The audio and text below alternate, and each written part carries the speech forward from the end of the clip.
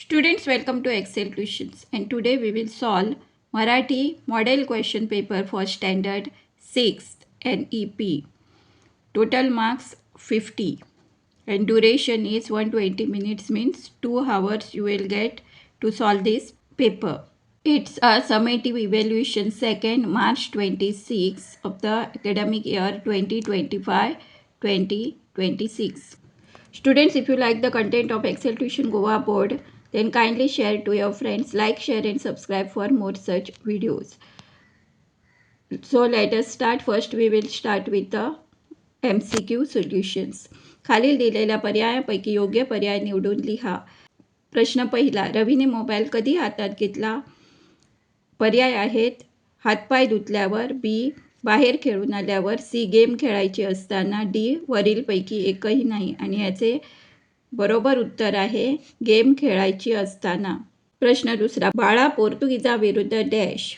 ए पुस्तके वाटू लागला, बी पत्रके वाटू लागला, सी वर्तमानपत्रे वाटू लागला, डी वरीलपैकी एकही नाही. आणि यातील योग्य पर्याय आहे पत्रके वाटू लागला. प्रश्न तिसरा, बाजी प्रभूंच्या मते प्रत्येक क्षण हा डॅश. ए मौल्यवान असतो, बी सामान्य असतो, सी निरुपयोगी असतो, डी वरीलपैकी एकही नाही. आणि यातील योग्य पर्याय आहे पर्याय ए मौल्यवान असतो. प्रश्न चौथा, झुळूक मी व्हावे या कवितेत कवीला इच्छा आहे की डॅश. ए पक्षी होऊन आकाश उडावे, बी सानुली मंद झुळूक व्हावे, सी नदी व्हावे, डी वरीलपैकी एकही नाही. आणि यातील योग्य पर्याय आहे बी सानुली मंद झुळूक व्हावे. प्रश्न पाचवा, माझी डोंगरी डोंगरी या कवितेतील राम शोधण्यासाठी कोण बाहेर पडले आहे? ए मानसी, बी कवी, सी सवाष्णी, वरीलपैकी एकही नाही. आणि यातील योग्य पर्याय आहे ए मानसी. प्रश्न सहावा, समर्थ रामदासांनी मनाला कोणते कार्य करण्यास सांगितले आहे ज्यामुळे कीर्ती मागे उरेल? ए क्रोध करायला, बी चंदनाप्रमाणे झिजायला, सी धर्म आणि नीती सोडायला, डी वरीलपैकी एकही नाही. आणि यातील योग्य पर्याय आहे बी चंदनाप्रमाणे झिजायला. प्रश्न सातवा, राजाच्या हृदयात करुणा का निर्माण झाली? पर्याय आहेत ए ब्राह्मण पुत्राला पाहून, बी बाण लागल्याचे पाहून, सी श्रावण बाळाचा आवाज ऐकून, डी वरीलपैकी एकही नाही. आणि यातील योग्य पर्याय आहे सी श्रावण बाळाचा आवाज ऐकून. प्रश्न आठवा, राया सर्वांशी प्रेमाने वागायचा. अधोरेखित शब्दाची जात ओळखून लिहा. पर्याय आहेत नाम, सर्वनाम, विशेषण आणि वरीलपैकी एकही नाही. राया आहे नाम आहे, म्हणून ए हा योग्य पर्याय आहे. प्रश्न नववा, सुमन हुशार मुलगी आहे. अधोरेखित शब्दाची जात ओळखा. पर्याय आहेत ए नाम, बी सर्वनाम, सी विशेषण, डी वरीलपैकी एकही नाही. आणि यातील योग्य पर्याय आहे विशेषण. सुमन हुशार मुलगी आहे. हुशार हे नामाबद्दल विशेष माहिती देणारा शब्द आहे, म्हणून हुशार हे झाले विशेषण. प्रश्न दहावा, मुलगी या शब्दाचा समानार्थी शब्द लिहा. पर्याय आहेत ए स्त्री, बी बाई, सी ललना, डी वरील कोणताही नाही. आणि यातील योग्य पर्याय आहे डी वरील कोणताही नाही. झाड या शब्दाचा समानार्थी शब्द लिहा. पर्याय आहेत ए झुळूक, बी वृक्ष, सी फांदी, डी वरीलपैकी एकही नाही. आणि यातील योग्य पर्याय आहे बी वृक्ष. प्रश्न 12वा, सत्य या शब्दाचा विरुद्धार्थी शब्द लिहा. पर्याय आहेत ए असत्य, बी सातत्य, सी नासत्य, डी वरीलपैकी एकही नाही. आणि यातील योग्य पर्याय आहे असत्य. प्रश्न 13वा, पाप या शब्दाचा विरुद्धार्थी शब्द लिहा. पर्याय आहेत ए पापी, बी अपाप, सी पुण्य, डी वरीलपैकी एकही नाही. आणि यातील योग्य पर्याय आहे पुण्य. पाप याचा विरुद्धार्थी शब्द म्हणजे पुण्य. प्रश्न 14वा, लळा लागणे या वाक्प्रचाराचे योग्य वाक्य ओळखून लिहा. इथे 4 वाक्य दिलेली आहेत, पर्यायामध्ये 3 वाक्य दिलेली आहेत. आणि तर पर्याय आहेत ए मावशीला भाचीविषयी आपुलकी निर्माण होणे, बी मावशीला भाचीचा लळा लागणे, सी मावशीला भाचीचा लळा लागला, डी वरीलपैकी एकही नाही. आणि यातील योग्य पर्याय आहे सी. मावशीला भाचीचा लळा लागला. प्रश्न 15वा. विडा उचलणे या वाक्प्रचाराचा योग्य अर्थ ओळखून लिहा. पर्याय आहेत: ए. अतिशय संतापणे. बी. आव्हान स्वीकारणे. सी. टपून बसणे. डी. वरीलपैकी एकही नाही. आणि यातील योग्य पर्याय आहे बी. आव्हान स्वीकारणे. विडा उचलणे म्हणजेच आव्हान स्वीकारणे. प्रश्न 16वा. बैल या शब्दाचे विरुद्ध लिंग ओळखून लिहा. पर्याय आहेत: ए. म्हैस. बी. रेडा. सी. गाय. आणि डी. गवारेडा. आणि यातील योग्य पर्याय आहे सी. गाय. 17वा प्रश्न आहे: मुलगा या शब्दाचे विरुद्ध लिंग ओळखून लिहा. पर्याय आहेत: ए. बाबा. बी. मुलगे. सी. मुलगी. आणि डी. काका. आणि यातील योग्य पर्याय आहे सी. मुलगी. प्रश्न 18वा. नदी या शब्दाचा अनेक वचनी शब्द ओळखून लिहा. ए. नद्या. बी. नदे. सी. नाला. डी. वरीलपैकी एकही नाही. आणि यातील योग्य पर्याय आहे ए. नद्या. प्रश्न 19वा. कपडे या शब्दाचा एक वचनी शब्द ओळखून लिहा. पर्याय आहेत: ए. कपड्या. बी. कपडी. सी. कपडा. डी. वरीलपैकी एकही नाही. आणि यातील योग्य पर्याय आहे सी. कपडा. आता पाहूया 20वा प्रश्न. पण त्यापूर्वी जर तुम्हाला एक्सेल ट्युशन गोवा बोर्ड हा चॅनल व त्यातील कंटेंट आवडले असल्यास जरूर तुमच्या फ्रेंड्सना शेअर करा. Like, share and subscribe for more such videos. आणि व्हिडिओ शेवटपर्यंत पूर्ण पहा. व्हिडिओ स्किप करू नका, कारण यात काही अधिक प्रश्न, ॲडिशनल क्वेश्चन, इम्पॉर्टंट टिप्स दिलेले असतात. तर प्रश्न 20वा आहे: एखादी गोष्ट मिळवता न आल्यास ती वाईट आहे असे म्हणून स्वतःचे समाधान करून घेणे या अर्थासाठी खालीलपैकी कोणती म्हण योग्य आहे? 3 म्हणी दिलेल्या. चौथा पर्याय आहे वरीलपैकी एकही नाही. तर पर्याय आहेत: ए. कोल्ह्याला द्राक्ष आंबट. बी. थेंबे थेंबे तळे साचे. सी. हातच्या काकणाला आरसा कशाला. आणि डी. वरीलपैकी एकही नाही. आणि यातील योग्य पर्याय आहे ए. कोल्ह्याला द्राक्ष आंबट. खालील कोणत्याही 2 प्रश्नांची उत्तरे एका वाक्यात लिहा. 21वा प्रश्न आहे: मैदानावर खेळल्यामुळे रवीला कसे वाटले? उत्तर: मैदानावर खेळल्यावर रवीला एकदम ताजेतवाने वाटले. असनोड्याच्या पोलीस चौकीवर हल्ला करण्याचा दिवस कोणता ठरला होता? असनोड्याच्या पोलीस चौकीवर हल्ला करण्याचा दिवस 11 फेब्रुवारी 1955 हा ठरला होता. 23वा प्रश्न: शिवाजी महाराजांची योजना काय होती? उत्तर: शिवाजी महाराजांची विशाळगडाकडे 2 पालख्या पाठविण्याची योजना होती. पुढील प्रश्न आहे: खालील कोणत्याही 2 प्रश्नांची उत्तरे 2 ते 3 वाक्यात लिहा. प्रश्न 24वा: आझाद गोमंतक दलाने आंबोली येथे लष्करी शिबिर कधी आयोजित केले आणि त्याचा उद्देश काय होता? प्रश्न 24वा: आझाद गोमंतक दलाने आंबोली येथे लष्करी शिबिर कधी आयोजित केले आणि त्याचा उद्देश काय होता?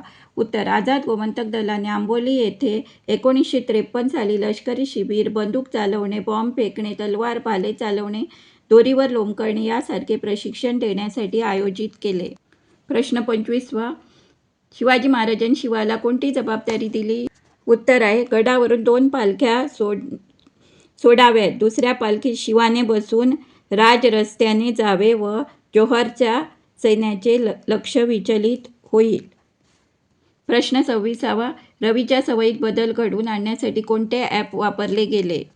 उत्तर: रवीच्या सवयीत बदल घडवून आणण्यासाठी विक्रम नावाचे ॲप वापरण्यात आले.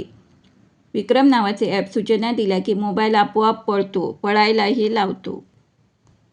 प्रश्न 27वा: माहीरने मोबाईलची समस्या सोडवण्यासाठी काय युक्ती केली? माहीरने युक्ती केली की काकूकडून त्याचा मोबाईल घेतला की रवी आपोआप मोबाईल ठेवून देईल. मोबाईलला मोबाईल न म्हणता विक्रम म्हणायचं असं ठरवलं. 28वा प्रश्न: पोर्तुगीज पोलिसांनी बाळाला पकडल्यानंतर त्याच्याशी कशी वागणूक केली?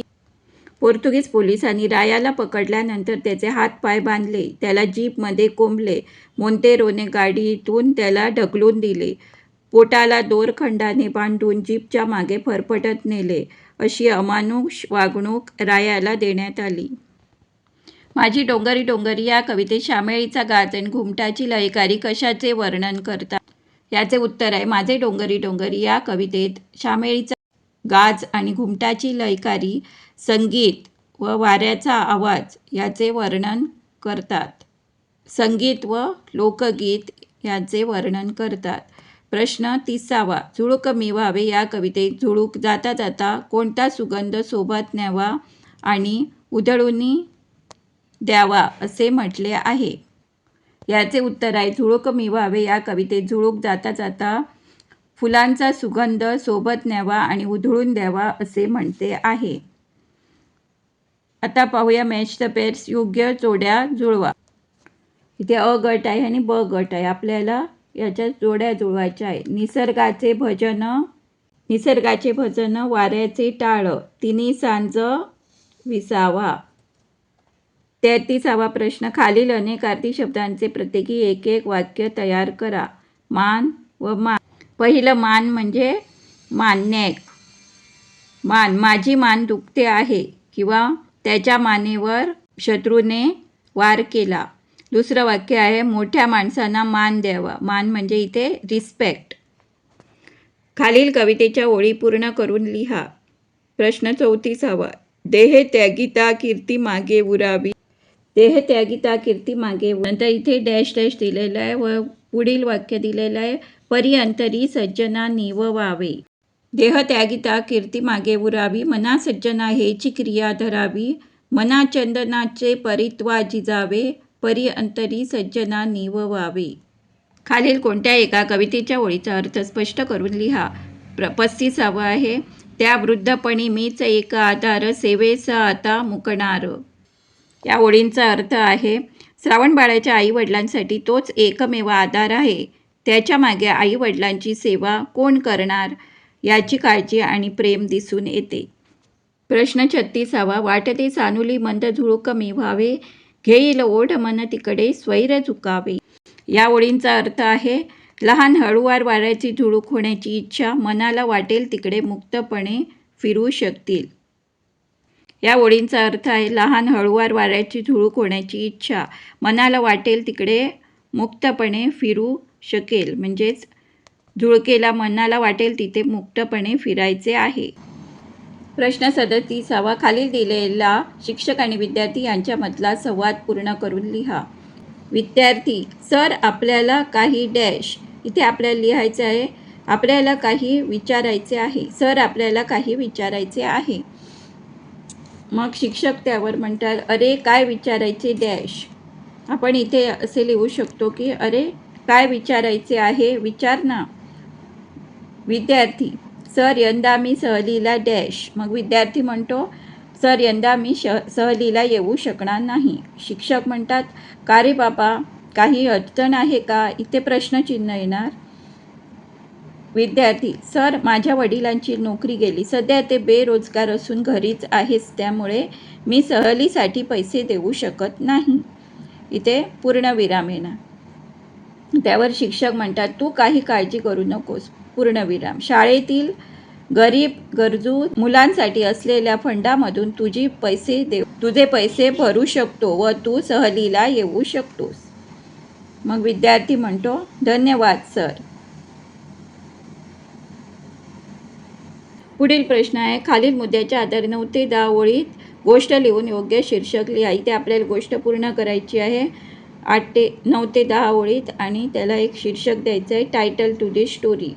2 मित्र जंगलात फिरायला जाणे, दुरून अस्वल येणे, एकाचे लगेच झाडावर चढणे, दुसऱ्याचे मदत मागणे, शेवटी मेल्याप्रमाणे पडून राहणे, अस्वलाचे कानाकडे वास घेऊन जाणे, संकटात मदत करतो तोच खरा मित्र.